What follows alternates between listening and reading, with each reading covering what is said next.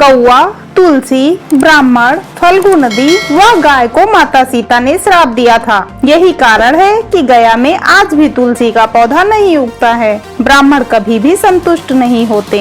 आइए इस कथा को इस वीडियो में जानते हैं। वाल्मीकि रामायण के अनुसार वनवास के दौरान भगवान राम, लक्ष्मण और माता सीता पितृपक्ष में श्राद्ध करने के लिए बिहार के गया धाम में पहुँचे। वहाँ ब्राह्मण ने भगवान श्री राम और लक्ष्मण को श्राद्ध कर्म के लिए आवश्यक सामग्री जुटाने के लिए कहा। इस पर भगवान राम व लक्ष्मण नगर की ओर सामान लाने के लिए निकल पड़े। ब्राह्मण देव ने माता सीता से कहा कि पिंडदान का समय निकलता जा रहा है। यह सुनकर माता सीता बहुत ही व्याकुल हो गयीं, क्योंकि श्री राम और लक्ष्मण अभी तक नहीं लौटे थे। इस दौरान दशरथ जी की आत्मा ने माता सीता को आभास कराया कि पिंडदान का वक्त बीता जा रहा है। यह जानकर माता सीता असमंजस में पड़ गयीं। तब माता सीता ने समय के महत्व को समझते हुए यह निर्णय लिया कि वह स्वयं अपने ससुर राजा दशरथ का पिंडदान करेंगी। उन्होंने फल्गु नदी के साथ साथ वट वृक्ष, कौआ, तुलसी, ब्राह्मण व गाय को साक्षी मानकर स्वर्गीय राजा दशरथ का पिंडदान विधि विधान के साथ किया। इस क्रिया के उपरांत जैसे ही हाथ जोड़कर प्रार्थना की कि राजा दशरथ ने माता सीता का पिंडदान स्वीकार कर लिया। माता सीता इस बात से बहुत खुश हुई कि उनकी पूजा दशरथ जी ने स्वीकार कर ली है। इसके बाद उनके मन में संशय हुआ कि प्रभु राम इस बात को मानेंगे या नहीं। थोड़ी देर बाद भगवान राम और लक्ष्मण सामग्री लेकर आए और पिंडदान के विषय में पूछा।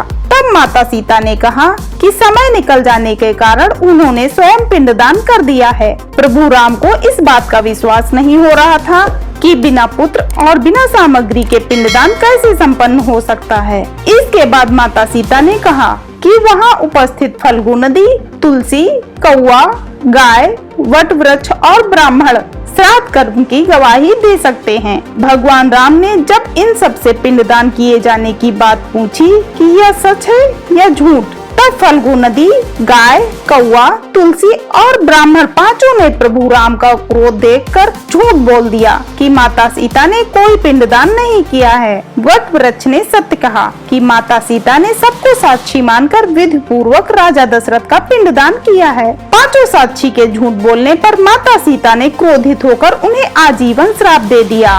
फल्गु नदी को श्राप दिया कि वह सिर्फ नाम की नदी रहेंगी, उसमें पानी नहीं रहेगा। इसी कारण से फल्गु नदी आज भी गया में सूखी है। गाय को श्राप दिया कि गाय पूजनीय होकर भी सिर्फ उसके पिछले हिस्से की पूजा की जाएगी और गाय को खाने के लिए दर बदर भटकना पड़ेगा। इसीलिए आज भी हिंदू धर्म में गाय के सिर्फ पिछले हिस्से की पूजा की जाती है।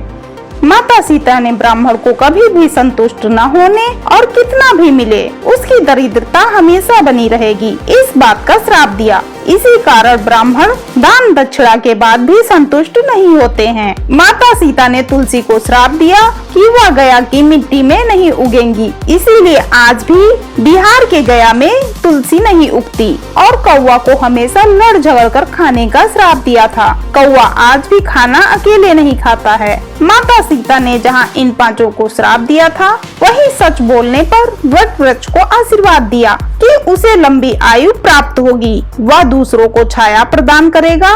पतिव्रता स्त्री उनका स्मरण करके अपने पति की दीर्घायु की कामना करेंगी। अगर आप लोगों को वीडियो पसंद आई हो तो वीडियो को लाइक और चैनल को सब्सक्राइब करना ना भूलें।